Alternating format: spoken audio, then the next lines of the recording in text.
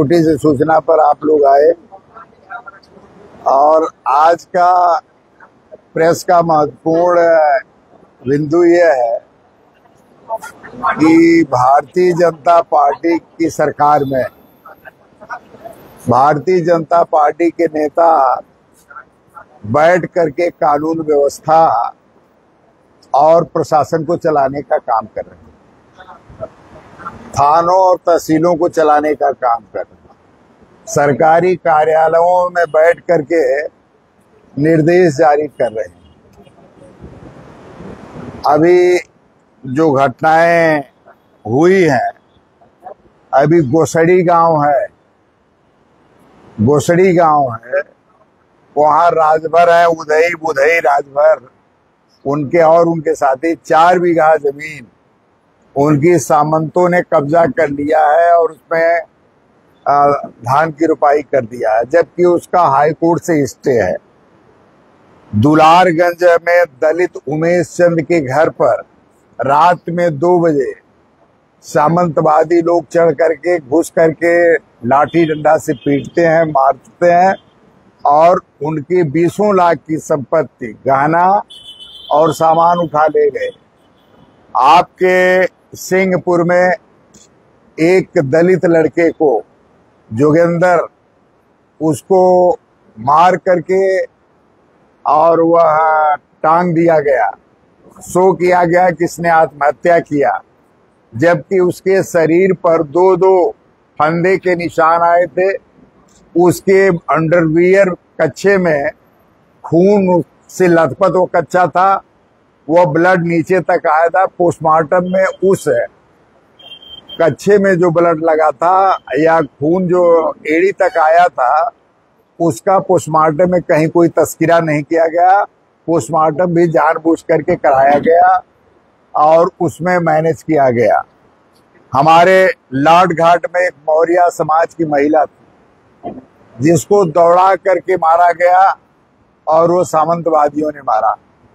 ये तमाम घटनाएं प्रतिदिन, ये तो मैंने घटनाओं का उदाहरण दिया, इस तरह की प्रत्येक दिन बहुत सी घटनाएं हो रही हैं जिसमें पीडीए समाज के लोगों को मारा जा रहा, पीटा जा रहा है, लूटा जा रहा है और भारतीय जनता पार्टी के लोग थानों पर बैठ करके, जो लोग सामंतवादी चरित्र के लोग हैं, और खास करके मैं आरोप लगाता हूं जो जोगी जी के जात के लोग हैं, उन लोगों के लिए कोई कानून नहीं। वह लोग मार रहे हैं और उल्टे दूसरे के ऊपर मुकदमा भी दर्ज करा रहे हैं। अगर वह मुल्जिम है तो उनकी गिरफ्तारी नहीं हो रही है, उनके घर बुलडोजर नहीं जा रहा है, और दूसरे लोगों के घर अगर कोई बात हो जाती है तो बुलडोजर तुरंत चला जाता है। अभी एक पागल आदमी बिलरियागंज थाने के अंतर्गत, उसने गलत किया, किसी की गिमटी गिरा दिया और वहां बुलडोजर जा करके पूरा घर ढहा दिया, और जबकि जिसकी कंप्लेन थी, जिसकी गिमटी गिराई गई बताई जाती है, उसका घर भी बंजर जमीन में है, लेकिन उसको नहीं किया गया इस नाते कि वो धर्म जात के नाम पर वह लोग, भारतीय जनता पार्टी लोगों को परेशान कर रही है। अभी एक घटना लाट घाट की है। लाट घाट के प्रधान अश्वनी कुमार गुप्ता जी हैं। सोशल मीडिया पर आप लोगों ने देखा होगा, राष्ट्रीय अध्यक्ष जी और उनके लड़के अर्जुन और उनके परिवार के ऊपर किस तरह से अभद्र टिप्पणी, अमर्यादित, अशोभनीय टिप्पणी जो की गई। हमारे कार्यकर्ताओं को गुस्सा आया, उन लोगों ने थाने पर पहुंच करके रिपोर्ट दर्ज कराया। हमारे विधायक कल इनके नेतृत्व में सैकड़ों लोग थाने पर पहुंचकर न्याय की मांग कर रहे थे, गिरफ्तारी करने की बात कर रहे थे। अगर वही कोई पीडीए के व्यक्ति के कोई टिप्पणी कर देता है तो तुरंत पुलिस पकड़ करके जेल भेजने का काम करती है। कहीं कहीं पप्पू यादव सिविली के होंगे, कोई टिप्पणी कर दिए थे राम के नाम पर, उनको महीना भर जेल में रहना पड़ा और पुलिस ने उनको जेल में डाल दिया। लेकिन उनको, प्रधान जी को, मुकदमा दर्ज करके पुलिस अभी गिरफ्तारी नहीं कर रही है। कल हम लोग भी एसपी से मिले, हम लोगों ने भी कहा कि जब दूसरे लोगों के साथ जो पीडीए के लोग हैं उनके खिलाफ आप कार्रवाई कर रहे हैं तो निश्चित तौर पर कानून सबके लिए बराबर है, संविधान सबके लिए बराबर है। तो उस प्रधान जी के खिलाफ भी, जो लाठ घाट के प्रधान, जो उसके पहले भी टिप्पणियां कर चुके थे, वह अशोभनीय, अमर्यादित जिस तरह की टिप्पणी कर रहे हैं, यह समाज हित में नहीं है, पार्टी हित में होगा। और इस पे कार्रवाई की मांग समाजवादी पार्टी कर रही है। लेकिन भारतीय जनता पार्टी के नेता इसकी पैरवी करने मुख्यमंत्री जी के यहाँ चले गए। मुख्यमंत्री जी के यहाँ चले गए। ये लोग अब जो अपराध करें उसमें गिरफ्तारी न हो, दूसरे लोग जो पीडीए के लोग कोई घटना करें, मुसलमान कोई घटना करे तो उसमें गिरफ्तारी, ये कहाँ का न्याय है? ये किस संविधान में लिखा है? ये किस व्यवस्था में लिखा है कि न्याय दो तरीके से चलेगा?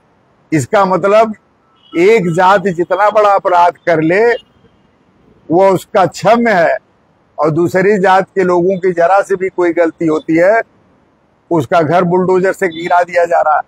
तो ये सीधे तौर पर भारतीय जनता पार्टी, योगी की सरकार निश्चित तौर पर ये दमन, अत्याचार और अन्याय कर रही है, और समाजवादी पार्टी चुप नहीं बैठेगी। आजमगढ़ में समाजवादी पार्टी इसका डट कर मुकाबला करेगी।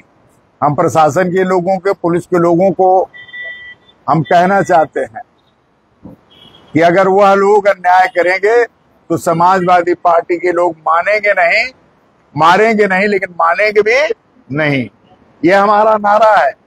अगर इस तरह को वह न्याय नहीं देंगे तो हम न्याय लेने का काम समाजवादी पार्टी के लोग करेंगे।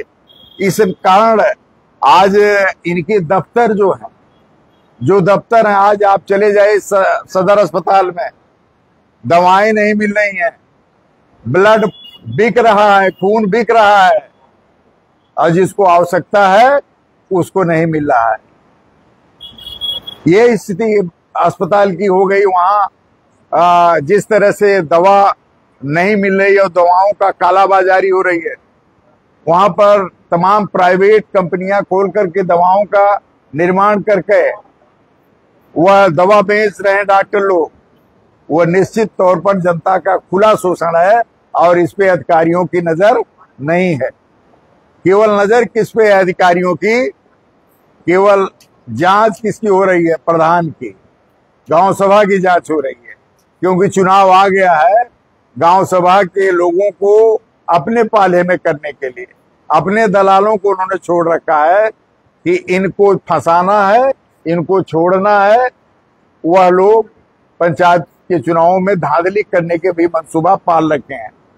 इस कारण वह अगर जांच कराना हो, वाकई ईमानदारी जांच कराना हो, तो पहले सदर अस्पताल की करा लीजिए, तहसील कार्यालय करा लीजिए, वहां की जा रही है।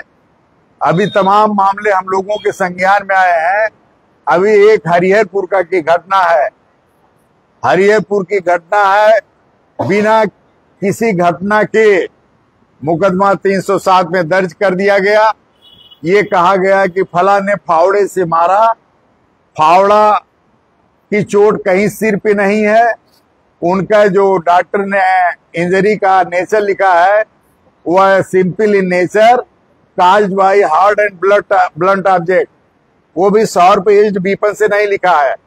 लेकिन उसमें 307 का मुकदमा पंजीकृत करके पुलिस उसके परिवार, यादव होने के नाते उसके परिवार के, उसके रिश्तेदारों को पकड़ करके ले करके आ रही है। अवाइयों को एसआई है, वह 1 लाख रुपए घूस मांगा। उसका प्रमाण मैं आप लोगों को दे दूंगा। 1 लाख रुपए घूस मांगा कि आप दे दो, सब खत्म हो जाएगा। आज थानों पर धन उगाही हो रही है, तहसीलों पर धन उगाही हो रही है। इस पे अधिकारियों की नजर नहीं है, इस पे सरकार की नजर नहीं है। अगर कहीं छोटी मोटी घटना हो जा रही है, अगर उसमें पीडीए के लोग, पिछड़ा दलित मुसलमान है, तो उनके खिलाफ तुरंत कार्रवाई की जा रही है। इस घटना से समाजवादी पार्टी के लोग आहत हैं और निश्चित तौर पर आज हम लोग प्रशासन को, पुलिस को अल्टीमेटम दे रहे हैं। अगर न्याय नहीं होगा, अगर लाट घाट के मसले में जो प्रधान ने हमारे नेता के खिलाफ अशोभनीय टिप्पणी किया, अमर्यादित टिप्पणी किया, अगर उस पर कार्रवाई नहीं, उसकी गिरफ्तारी नहीं होगी तो आने वाले दिनों में समाजवादी पार्टी चुप नहीं बैठेगी। हम धरना प्रदर्शन करने के लिए बाध्य होंगे। अगर उसके खिलाफ कार्रवाई नहीं तो आइंदा अगर कहीं किसी के खिलाफ टिप्पणी होगी, अगर पुलिस उसमें हस्तक्षेप करेगी तो समाजवादी पार्टी के लोग उसके सामने खड़े होकर के न्याय दिलाने का काम करेंगे। ये आज इस बात के लिए हमने आप लोगों को बुलाया है। निजामाबाद में सांसद और विधायक के गायब होने के पोस्टर लगे थे सड़कों को लेकर, इस पर आप क्या कहते हैं? निजामाबाद में सांसद जी, और मैं समझता हूँ ये आरएसएस का एजेंडा है। निजामाबाद के विधायक कोई दिन बाकी नहीं होगा जिस दिन निजामाबाद विधानसभा के किसी गांव में नहीं गए रहते ना हो, किसी जगह जाते ना हो। जितना काम हुआ विधानसभा के अंदर करा रहे हैं उतना काम अन्य इनके आप बता दीजिए। लालगंज के सांसद पार्लियामेंट चल रही है तो कहाँ यहाँ मौजूद रहेंगे? उनके जिम्मे पार्लियामेंट है। उसके पहले उनके पोते का एक्सीडेंट हो गया था, मृत्यु हो गई थी, उसके गम में थे। फिर पार्लियामेंट चलने लगी, उसके बावजूद भी जहाँ जोर जुल्म होता है दरोगा सरोज वहाँ मौजूद मिलते हैं।